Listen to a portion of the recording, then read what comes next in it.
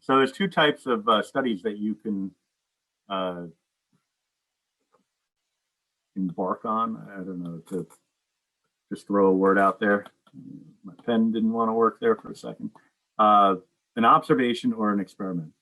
So an observation is an unobtrusive way of collecting data. So if you are just observing outcomes based off of just a natural occurrence, then in all likelihood, what you're dealing with is an observational study. Right? The experiment is the case where you're interfering in some way.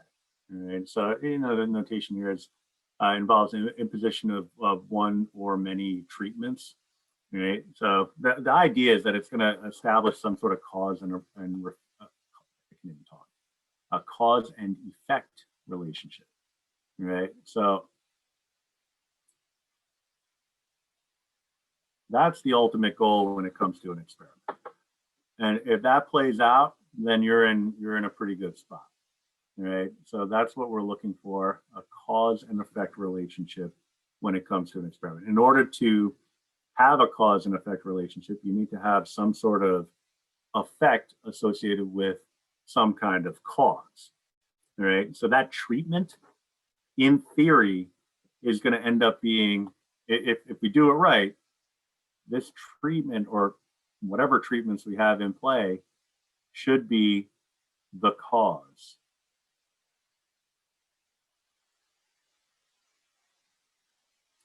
Right? And if it's not, then we did something wrong. Right? And that usually ends up being a case of, let's say, well, I'll use the vocabulary rather than making up something on the fly.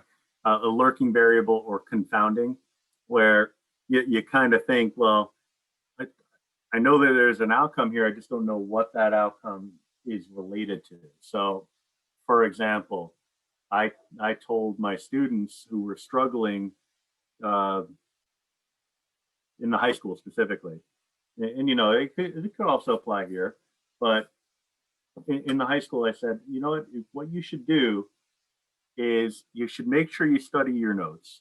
Right? So that's one thing, because the notes are pretty detailed. And if you look over those notes on a daily basis, then they could be very helpful in terms of reaching the information. So that's useful piece of advice, I think, especially for math. In a lot of cases, the notes are really solved problems. So you're just kind of refreshing your memory on what was covered in class. So not a bad piece of advice, not always going to apply for everyone, but solid, I'd say. I give myself an A- for that piece of advice. Right? I gave another piece of advice and said you should probably consider coming to extra help. Right? I gave a third piece of advice saying you should probably try more IXL problems. For the high school IXL, it makes a lot of sense because it's just kind of rote practice with particular concepts. And so that student turned things around and started doing really well. They did all of those things. They went to extra help. They reviewed their notes on a daily basis, and they completed some IXL work. Right? So, and if you don't know, IXL is just practice, extra practice, online practice. Right? And so, from my stance, it's like, okay, they took my advice. They did those three things. But in my mind, I'm like, ooh, was that overkill? Did they have to do all three of those? Maybe they could have got away with just the extra help. Maybe they could have got away with just doing the IXL or just reviewing their notes. But I couldn't take a chance. If I told them, do some more IXL problems and you'll be fine in this course, and it didn't play out, I'd be in a world of hurt. So I can't give bad advice. I'd rather overdo it, and tell them to do too many things. And they're like, hey, look, now you're an A student. The problem is I don't know what the reason was for the turnaround, which one of those variables. That's an example of confounding, right? So I had three different causes to the effect, and we call them all treatments, even if they're bad. The example here, observing the time it takes an individual's passage through a maze. That's an observation after you've placed a hungry/angry lion in the maze. Right? That's the treatment. And to think about a lion, a hungry/angry lion as being a treatment. Like when we think of a treatment, we think like Neosporin, Band-Aids. We don't think about like getting mauled to death, right? So yeah, but obviously the imposition of that kind of treatment is going to impact the amount of time it takes a person to navigate their way through the maze. Will it make them go quicker? Will it make them go slower? Will it make them go really slower, as in they never complete the maze because they've been mauled to death? You know, all these different possibilities come into play, but there would be some sort of cause and effect relationship. The presence of the line will impact the time it takes for them to complete the maze. But in my example, and it really was an example, these are the three things I told the student to do. It's confounded because I don't know which one of them was the best way to go. Now, I can kind of like lie, I guess. If somebody asked me and said, "Do you think IXL is really effective?" I could say, "Well, I told the student to start using IXL and they started getting A's." So then they walk away and they say, "Well, if you use IXL, you'll get an A in math." And that's not really necessarily the case, because it could have been the other two things, with IXL being a supplement. Right? So we got to be careful about things like lurking variables and confounding, because that's obviously an issue.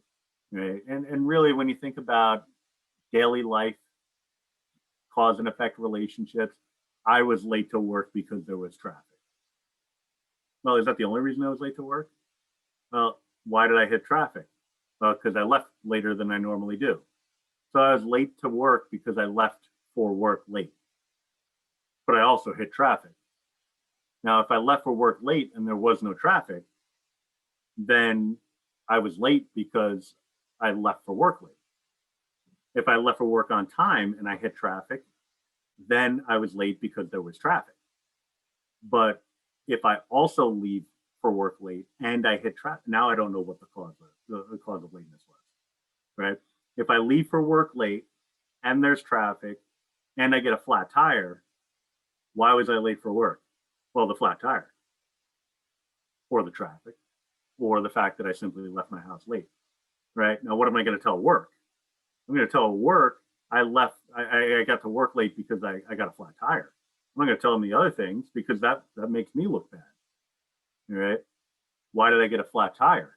Well, I got a flat tire because I was driving recklessly because I left for work late, and I hit a pothole because I wasn't paying attention. I was just gunning it up the highway, and even though Waze says there's a hazard on the road ahead, there's a big old pothole, I missed that because I was flying trying to get to work on time because I left my house late.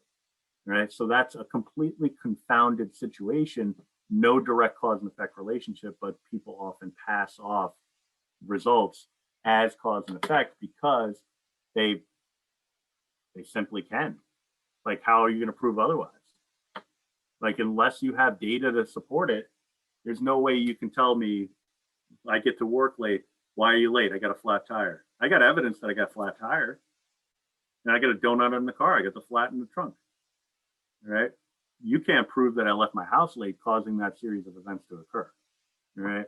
But people play that off, and when you see it on the news or online, or just with casual conversations with other people, you start to, once you really start thinking about it, you start to realize, oh, they're playing games with data analysis. I got a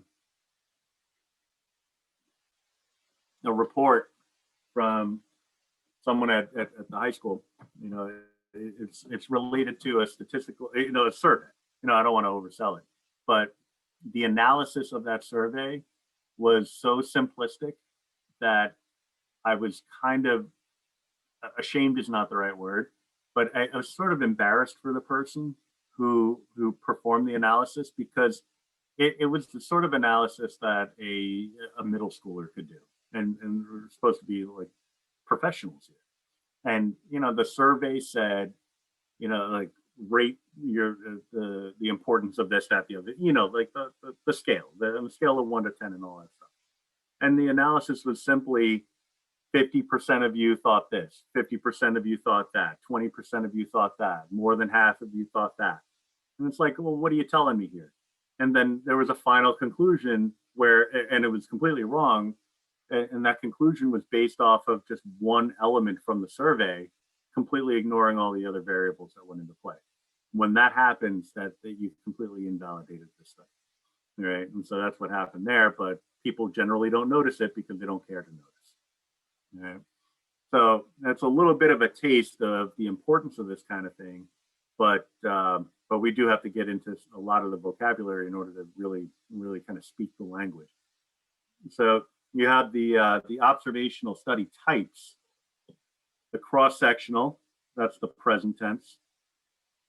If I can figure out a way to tuck it in there. You know what, I'll just draw arrows. Present. Retrospective is past. Longitudinal is future. Also over time.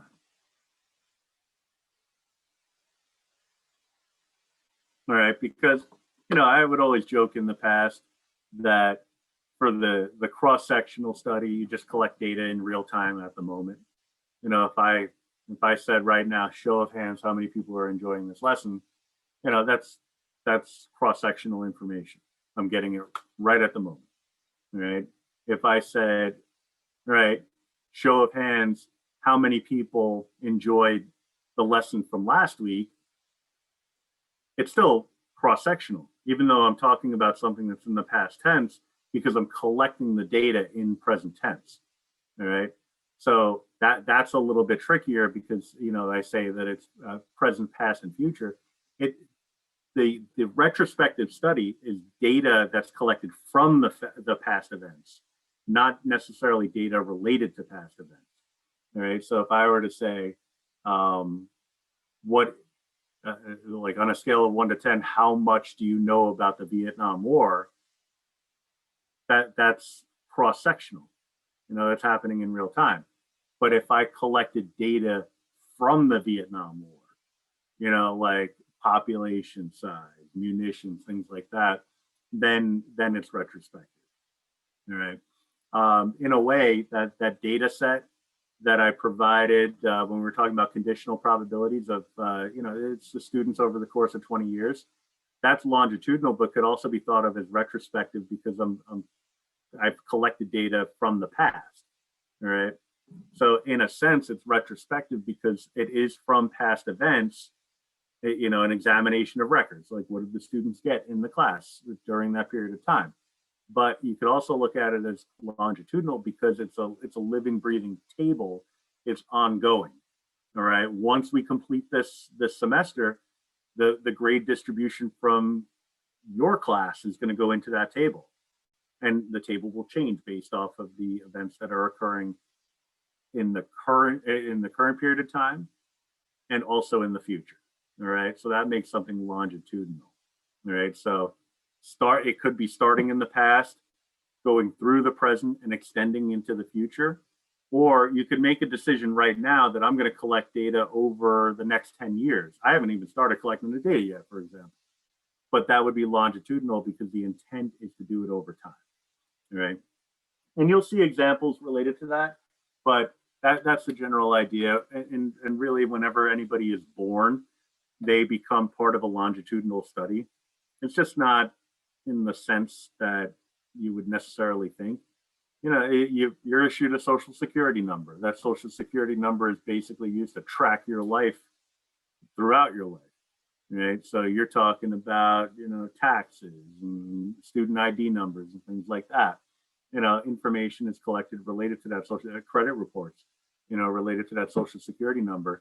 And that information can be analyzed. And that's part of the longitudinal study, with you being in a cohort associated with anybody who was born around the same time as you. All right. So those are the different types of observational studies, but in none of those instances are you imposing a treatment. If you were to impose a treatment, then it becomes an experiment, right? So when I ask you on the test, the multiple choice question, and there will be one, that one question will say, which of the following is necessary in order for a study to be considered an experiment, I'll have a nonsensical answer. I'll say a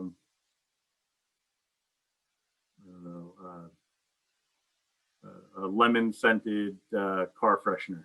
I don't know, just make up something nonsensical. And one of them will be the imposition of a treatment. That's going to be the one that'll make something an experiment. Right? So it'll be as simple as that. Right? If there's no treatment, then it's not an experiment, no matter how complicated it is.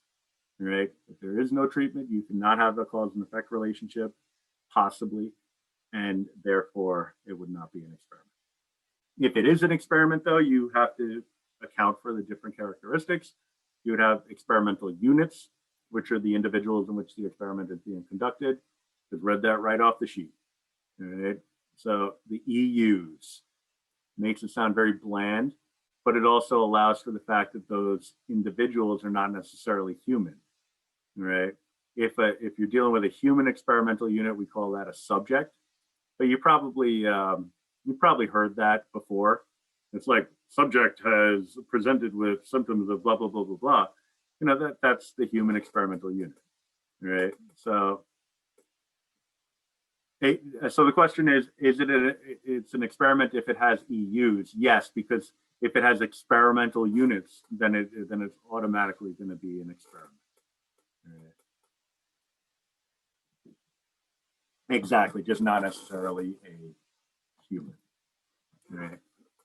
So, if you wanted, and I try to keep it light when it comes to experiments, at least my examples related to experiments, because, it's very easy to talk about, the virus and go down that road.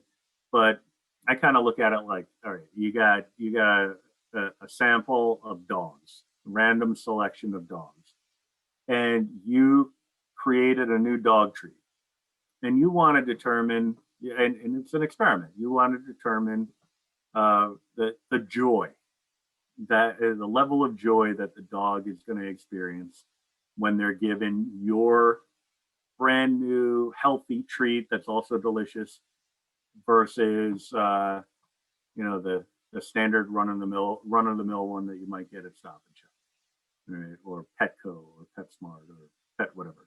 So Amazon. So that's your experiment. The experimental units would be the dogs. The treatment would be, the type of treat. The treatment is the treat. The explanatory variable, the input variable, would be, okay, well, what are they getting?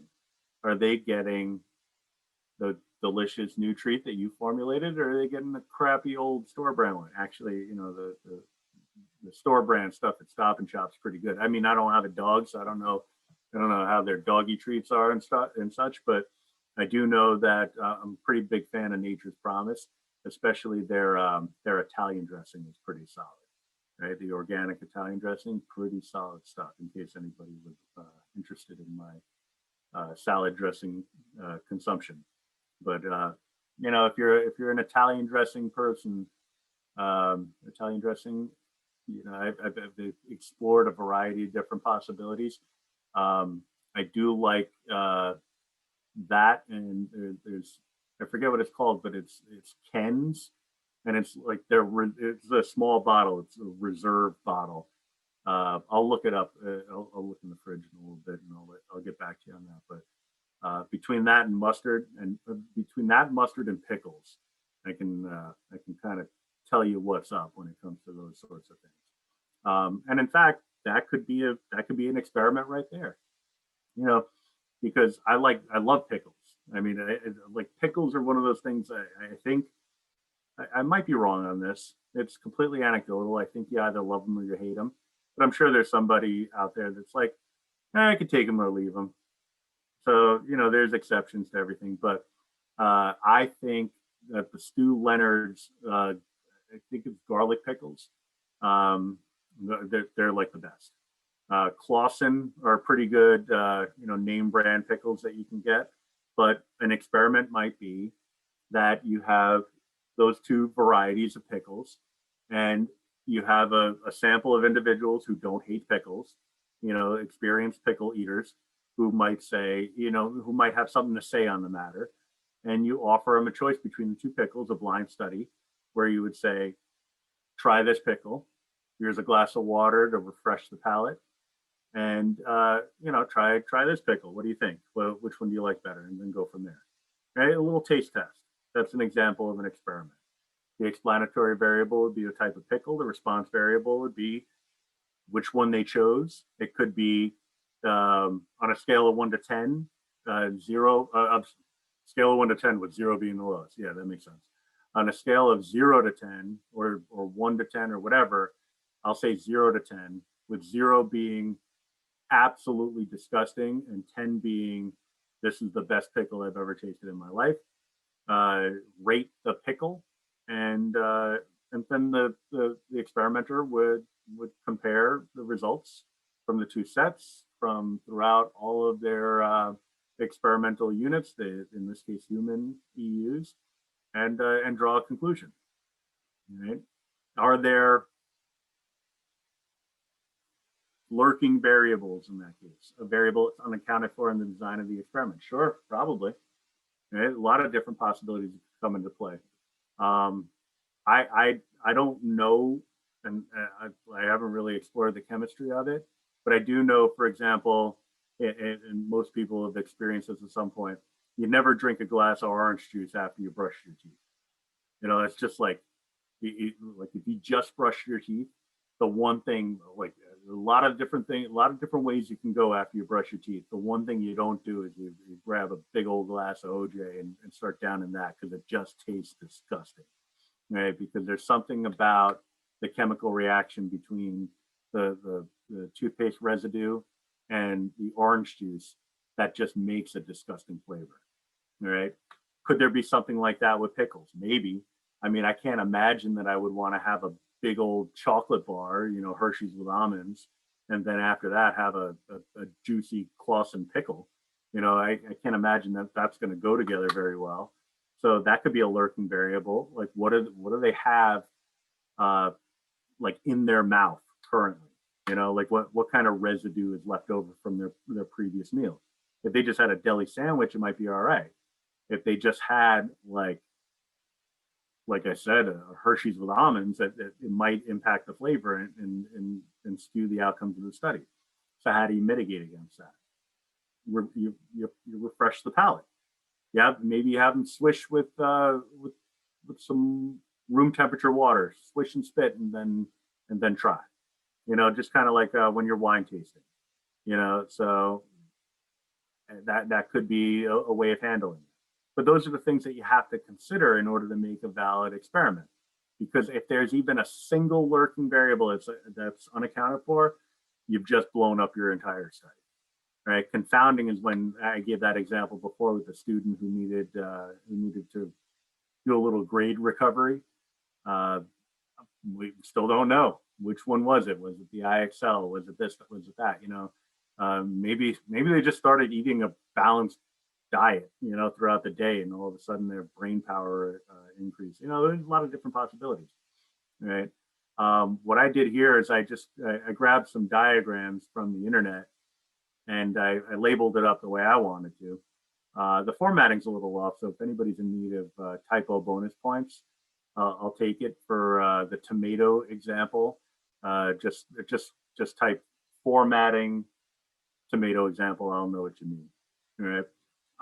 So yeah, what I did here was I gave you just got a tomato plant with some dirt.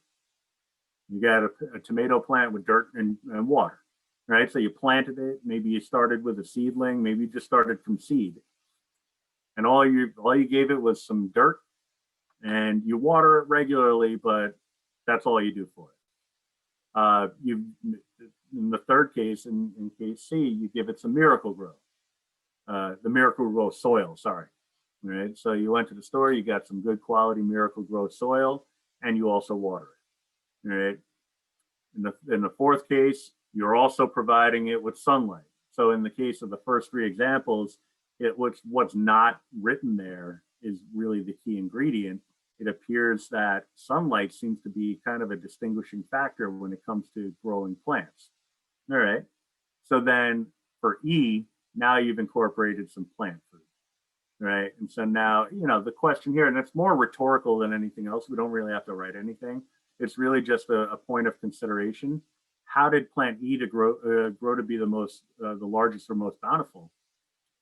If the answer is who the hell knows, I don't know. It could be any of these things. That could be one answer, but only if you're comparing this. If I can get this up, this I can do better than that. There we go. And this. If all of these other things didn't exist, if those weren't there, then I would have no idea. All right. So if it was like going from here to here, then it would be confounded. Yeah. So if I'm looking at it and saying, okay, I'm conducting my experiment. I got 2 plants. I got 2 tomato plants. One's just getting dirt. The other's getting Miracle-Gro soil, water, sunlight, and plant food. Yeah, the second one's going to grow a lot more than the first one did. I just don't know which one of those ingredients allowed that to happen. But if I have a progression, now a progression requires resources, which is not the easiest thing in the world, right? So if you have, I don't know why my whole display here is all wonky. Let's see if I can figure this out real quick. No, that didn't work. Let me just open a different class. Nope, that didn't work. Sorry, I'm just going to close that app and bring it back in real quick. And, close the other 100 apps I have open. That's typical. Oh, there we go. So if I went and followed a progression where I went from this to this, to this, to this, to this. And what I mean by when I say going from this to this to this to this to this to this, all that stuff is I'm comparing each plant to the ones surrounding it. All right. So I compare the dirt against dirt and water. All right. What's the difference? Well, the dirt and water plant grew more than the dirt plant. All right. So I would say, okay, water has an impact, and that's a measurable impact. It seems like it controls the number of stems and the height. Just taking a quick look, okay, it starts budding a little bit. I see a few yellow flowers in there. All right. Let me, I'm actually going to open the Desmos because it allows me to zoom in a little bit better. I don't know why, but for whatever reason, it allows me to zoom in a little bit better when I do it that way. I don't need this open. All right. So when you look in really closely, you can see some yellow flowering going on. So it allows for a little bit more height, longer stems, more stems, and some flowering. All right. So that's what the water does for us. Right. Reasonable conclusion. Because the only thing that varied between the 2 plants here, and again, I'm just focusing on these 2. The only thing that varied was one got water and one didn't. All right. And again, I kept it purposely vague, but I think it's reasonable to assume that it's being watered regularly, but you might. Oh, very nice. Very nice. Good to hear. Right.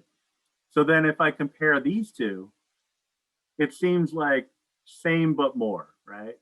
Looks like it's got some more height, some more stems, longer stems, and a little bit more flowering. So now we know what the impact is of the Miracle-Gro soil versus the dirt. Both of them are essentially getting dirt and water, but one of them is getting better dirt. All right, so higher quality of dirt. All right, and so that's what the impact is of the higher quality of dirt. Then this one's getting sunlight, and now we could see that some tomatoes are coming in.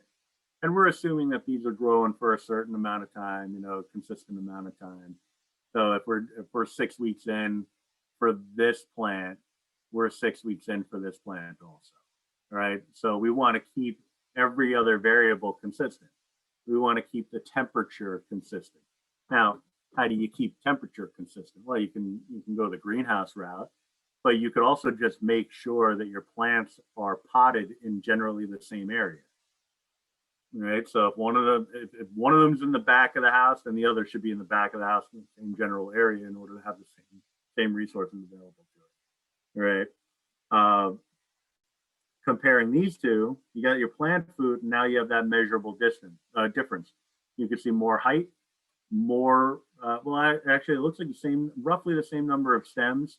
It's a lot leafier, and you have now an abundance of tomatoes. All right. Now, you might look at it and say, well, yeah, but there's no flowering. Yeah, well, there's no flowering because those flowers became tomatoes, right? So it did what they were supposed to do. They grew, all right?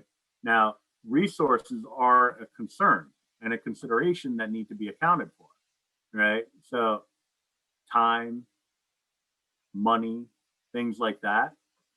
Here we're talking about tomatoes, so it might not be that big of a deal.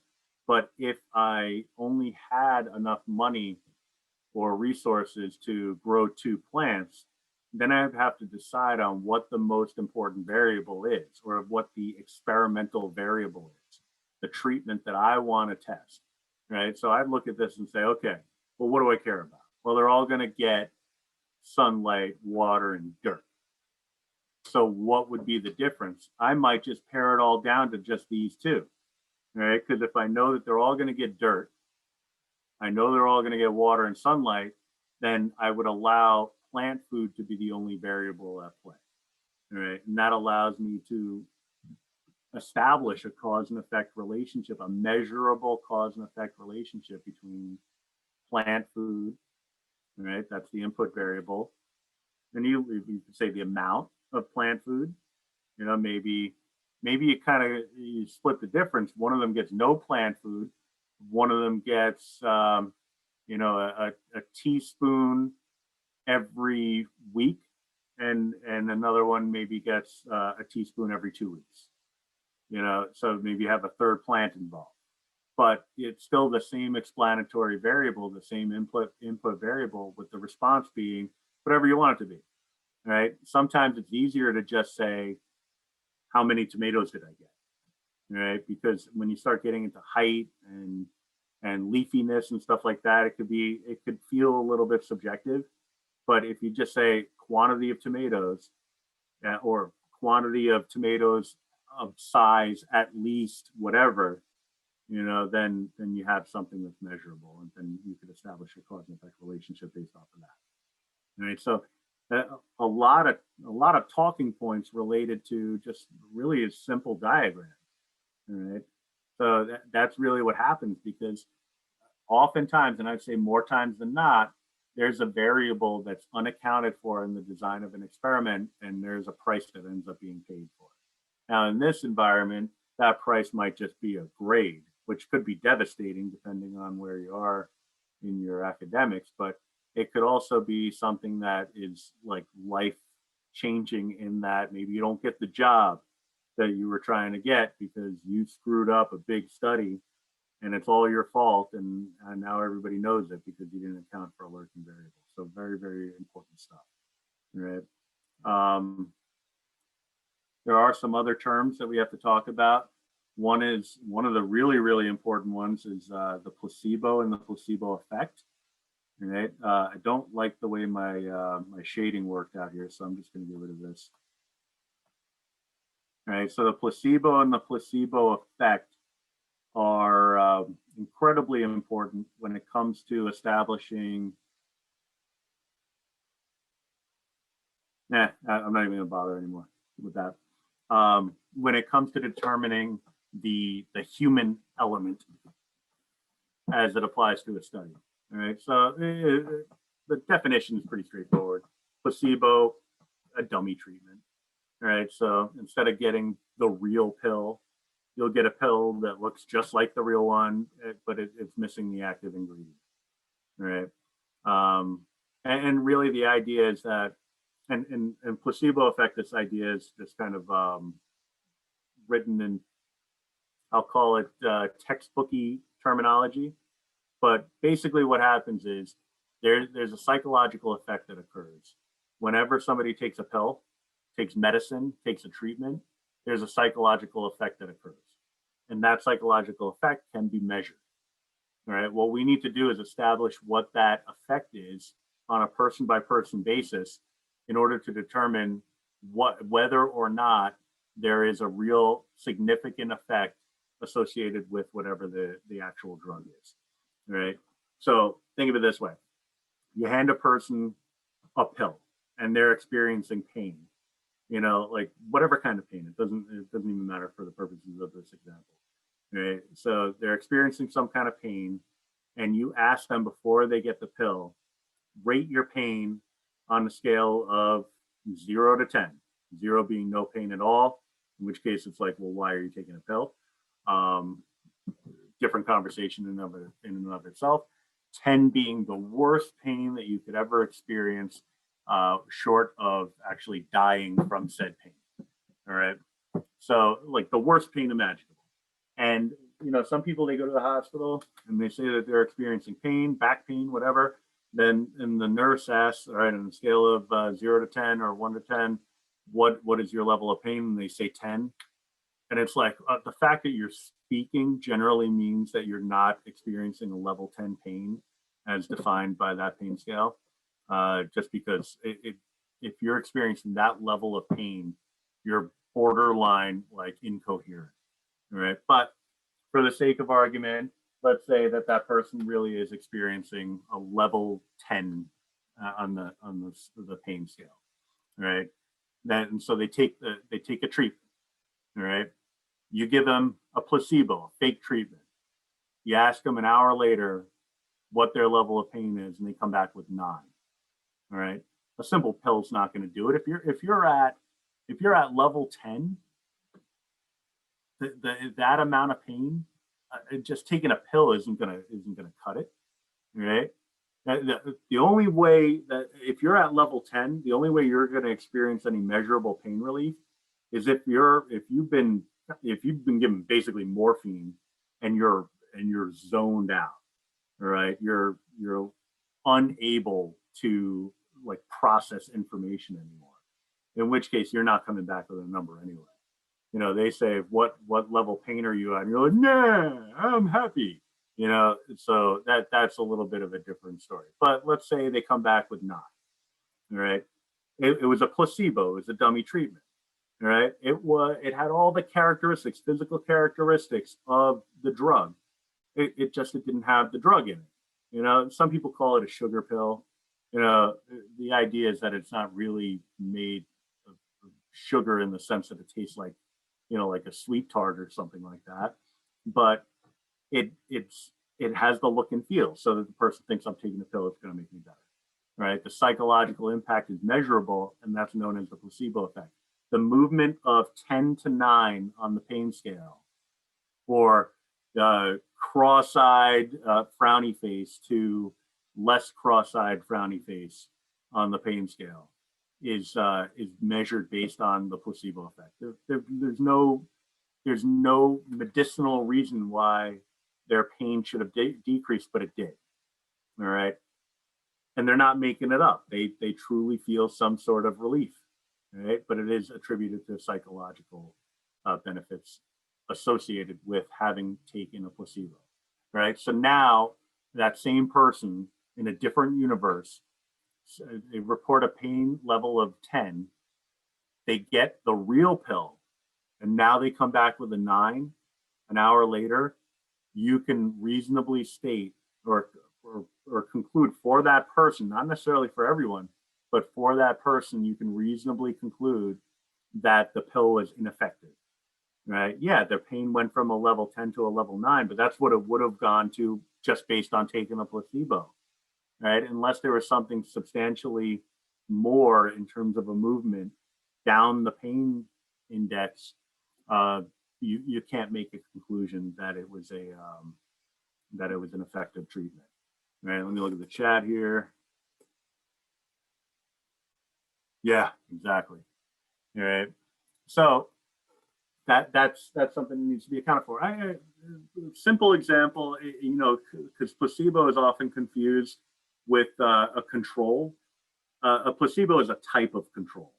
Now, if you've ever taken one of those allergy tests, skin allergies, you know how they give you the little, under the skin, they do a little injection, and they very, very slightly under the skin, and they inject a little bit of like whatever the allergen is. So maybe pet dander or pollen.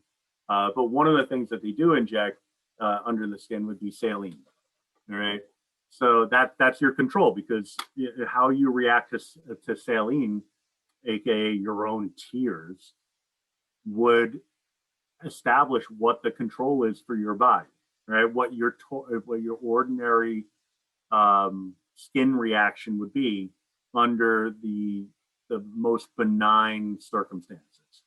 All right. So everything else gets compared to that. Right. Unless you're one of the few unlucky individuals who's also allergic to your own tears, right? You'll know if that's you, if every time you cry, you get little red streaks that go down your face, and then it gets a little puffy, right? Then you probably have a skin allergy to saline, right? And so that could be the case also. But that allows the allergist to make a determination of whether or not you're having a significant allergic reaction to whatever the other allergens are, right? So if pollen comes back with the same raised bump as saline did, then that's not really an allergic reaction, right? No more than the saline was, right? So if you can survive with your skin allergy to saline, then you can survive with your skin allergy to pollen, right? But if pet dander comes back 5 times the size of the saline, then now you have a significant skin allergy, right? And they have different metrics to determine that sort of thing, all right? But that goes along the lines of control rather than a placebo, because the placebo is just a way of getting an indication on the psychological change, or the change associated with a psychological belief in the effectiveness of whatever it is. The Hawthorne effect often feels very much like the placebo effect, alteration of the behavior of the subjects of the study due to their awareness of being observed. It kind of feels a lot like placebo in that, yeah, I know they're watching me, so I'm gonna try harder. I'm gonna try less. Whereas the placebo is it's an involuntary reaction, right? So the placebo effect is involuntary.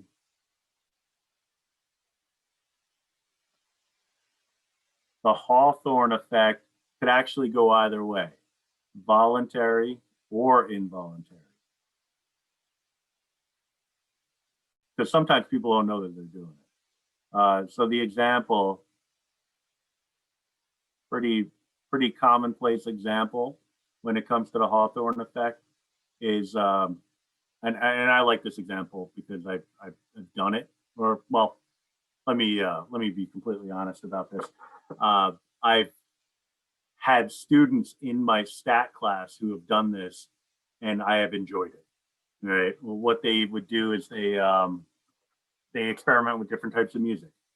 Right. The students are trying to do math problems, and so they play different types of music to see what the outcome would be. Right.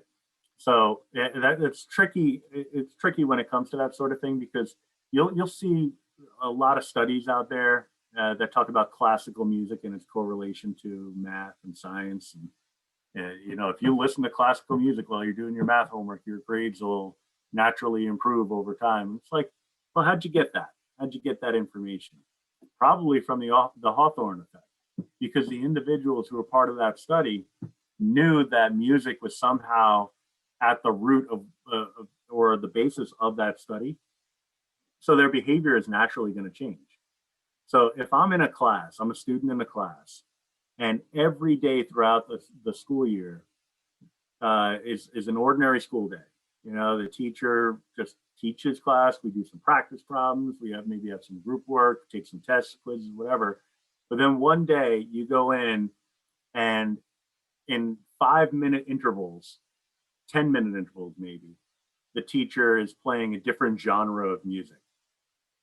You know, they start off with classical music, and then they play slow, soothing jazz, or maybe a little R&B, and then they kind of finish strong with some hardcore rap and heavy metal or something. I don't know, just making stuff up. But the changes in music, the students are going to be like, "What's this all about?" You know, maybe they don't get to the root of the fact that it's a statistical analysis, but they'll be like, "Well, why are you doing this? What's different today?" You know, and so their behavior is going to change. Whether they realize it or not is a different story. You know, I know, for example, that my behavior changes when I'm being observed. I mean, the word observed is in the definition, but I mean like straight up observed, like a teacher gets observed by an administrator. You know, the annual observation for rating purposes.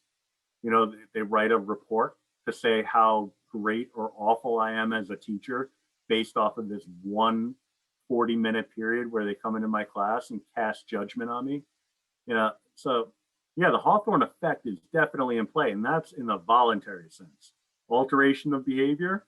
Oh yeah, okay, well, I'm probably going to mind my P's and Q's when I'm teaching that lesson, as opposed to maybe a little bit more relaxed, cavalier approach to things when I know I'm not being watched. Right? And that's part of the process.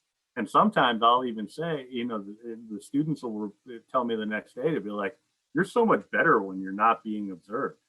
I'm like, "Yeah, because I get nervous and I think this is going to be the end of my career if I screw something up. So I'm a little extra careful." I'm like, maybe a little too careful. I'm like, "All right, you know, I appreciate the feedback." Right. But that's a case where your behavior is changing because you know you're being watched. Right. So what do? How do we handle these things? Well, clearly blinding is the way to go. Why? Because it's the next word on the list. All right. Subject does not know if he or she is receiving a treatment or a placebo. So in the case of an experiment, if you want to take away some underlying issues that might emerge, sometimes it's a simple matter of saying, I'm just not going to tell you. Like you don't think you don't know if you're getting the drug, you don't know if you're getting a placebo. We can blind the study and not tell you, and we'll get more honest results. And those are only cases where perception is involved. Right? If I'm asking you to rate your pain on a scale of 0 to 10, then I care about your opinion of things.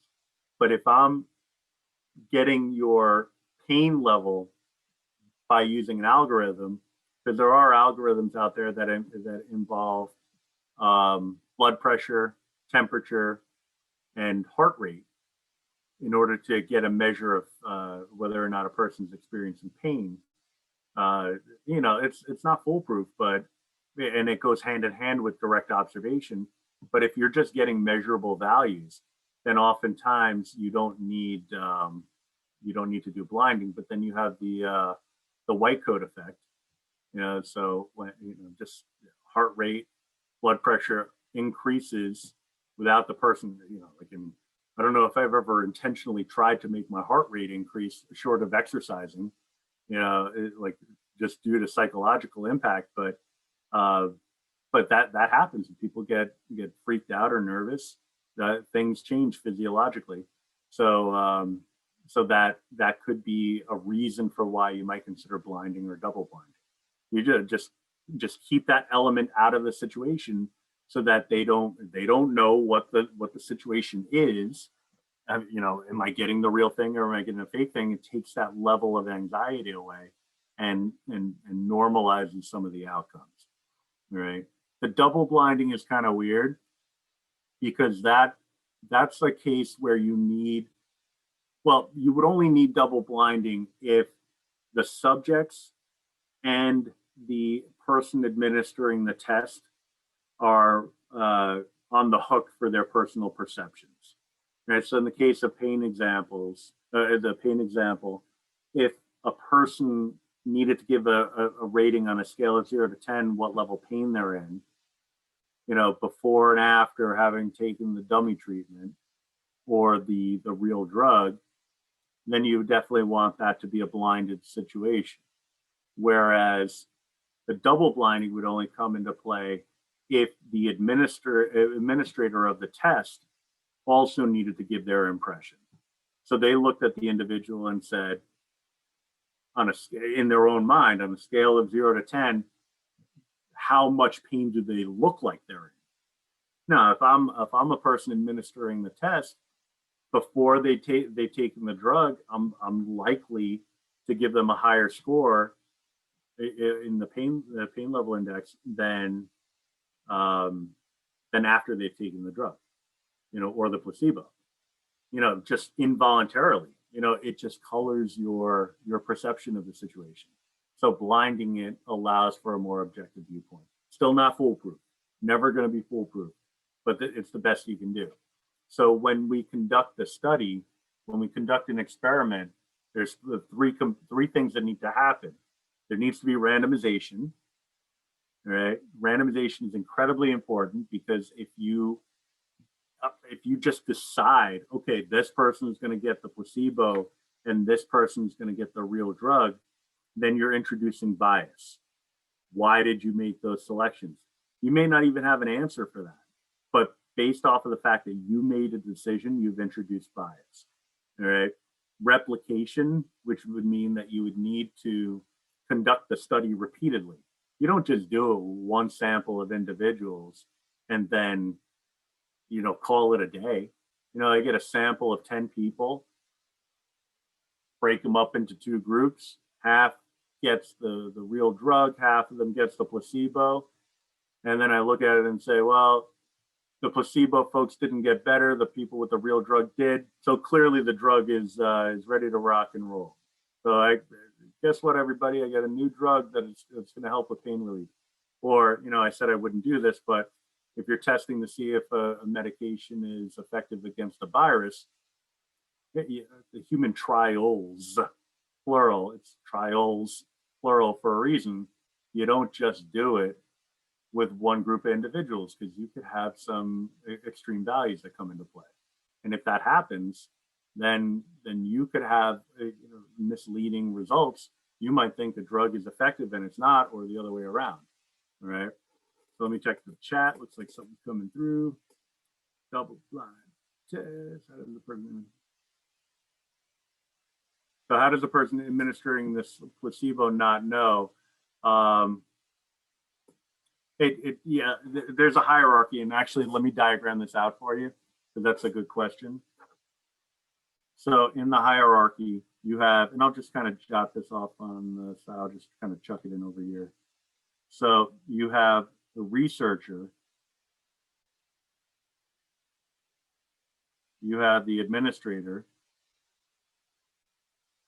and then you have the subjects.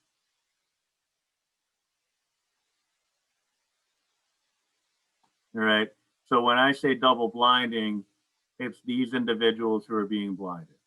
All right. So the way that might play out is the researcher gives the administrator a tray of little paper cups, all labeled, with the patient or the subject number, subject 1, subject 2, subject 3. They have a clipboard, they have a spreadsheet, they have their own information tucked away for their own use that says subject number 1 is getting the real drug, subject number 2 is getting the placebo, and then we continue on and on and on. All right. But all the administrator knows is that subject 1 gets this cup, subject 2 gets that cup, subject 3 gets that cup, and then they go about their data collection just based off a subject number, give that information to the researcher who has the master list and knows who got what. All right, so that's really the order of operations there. All right, but yeah, that was a good question, and I meant to talk about that a little sooner. So I'm glad you brought it up. All right. So yeah, that's double blinding. The other types of studies that you could do are exploratory data analysis. That's really not anything except for what the term kind of suggests, and that is you don't really know that there's any kind of, you don't know what the effect is based off of an explanatory variable or within an observation, but you know that there is some kind of an effect, but you're researching to see what that effect is, but you're not going in with any preconceived notions, right? The formal statistical inference is really going to be the big focus of this part of the course, where what we're going to do is connect what we learn about information related to small samples, and we're going to connect that to the entire population, right? So just going back to, again, the virus, if you have human trials, you're collecting information related to the responsiveness of individuals in those studies, then if there is a set of statistical procedures that allows us to say, all right, this is what happened in the small samples, probability wise, this is what that means for an entire population. When we talked about the central limit theorem, one of the things that we were doing was connecting, and same thing with normal distributions, connecting from the small samples to the entire population. So what we're going to do is we're going to do that in a contextual way. Sampling errors that result in the survey process. Typically non-response is numero uno when it comes to that. You know, because if you ask somebody to participate in a survey, one thing they can say is no, and that could screw up your study. Because if a certain portion or a segment of the population decides they just don't want to participate in your study, then you could run into trouble there, right? Not to get political, but you know what people do is they say not to get political, and then they immediately get political. But one thing that I saw, and it's been pretty well documented, so I don't want to say that this is something I came up with. I'm good. I'm not that good. But non-response had to do with a lot of the poll inaccuracies between the two candidates, Trump and Biden, as you definitely know.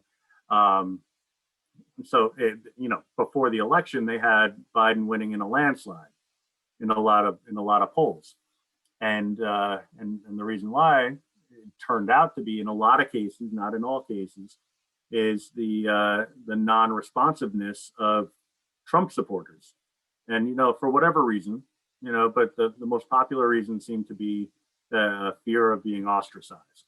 Like they just didn't want to be called names for saying that they supported one candidate over another, so they just opted out and didn't reply to those surveys. So it skewed the information and caused some sampling error. Now, is it as widespread as some of the articles I read say they are? I don't know. I didn't do the analysis myself, so I have no idea. But you got to figure that that's got to go into it in some capacity, one way or the other, whether it's Trump supporters or Biden supporters.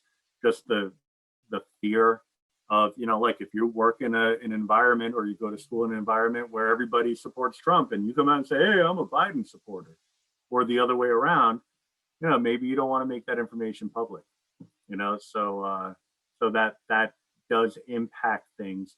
Like I said, maybe not to a certain extent, as it was stated in some of the articles I read, but definitely has to come into play somehow. Poorly worded questions are my favorite, because if you've ever taken a test, and it might have been one of my tests, I don't even know. It's never intentionally that way, but if you've ever taken a test and you go to answer the question, and you're looking at the question, you're like, I don't know what you're asking here. What is this? What are you asking me to do? So you raise your hand and say, are you asking me to do this? Or are you asking me to do that? You've identified a poorly worded question, obviously, because if you can't get an idea of what the question is asking of you, in terms of a procedure, then obviously it's not a well-crafted question. Right? Take that and apply it to a concept of a survey, sometimes questions are worded poorly on purpose so that people will select a particular response. What a lot of people will do in surveys, especially the ones where they're actually interacting with people, if it's like a face-to-face survey, what they'll do is they'll formulate the response. They'll give a multiple choice question. One response will be, you know, kind of a simplistic thing. You know, they word it in a way that, you know, it doesn't sound very, very intelligent. All right. And then another one, they make it sound really wordy and really intelligent because they figure that the person is going to select that one because it'll make them sound like they know what they're talking about. You know, so clearly I support the efficacy of the conceptual propagation of blah, blah, blah, blah, blah. And so they select that one because it sounds more intellectual when the other one is really the more appropriate answer. But they do that in order to get people to select what they want them to select. Right? That's an example of sampling error. And you know, there's a lot of other examples, but those are two pretty popular ones. Non-sampling error is a different story. That's more in the lines of human error, right? So you put down on the survey that your age is 47, and I accidentally hit enter after typing the 4. So now I have, instead of one person that's age 47, I have two people, one aged 4 and the other aged 7. Right? Human error, accidentally typed it, didn't double check my work. And because of that, now I have a screw up in my analysis, but not because of the individuals participating in the study did anything wrong. I did something wrong. And it was a slip of the hand kind of mistake rather than a deep statistical conceptual kind of thing. All right. So as far as the notes are concerned, I'm going to leave it there because next class we'll talk about the types of sampling. But what I wanted to do is shift gears now and talk about the technology assignment.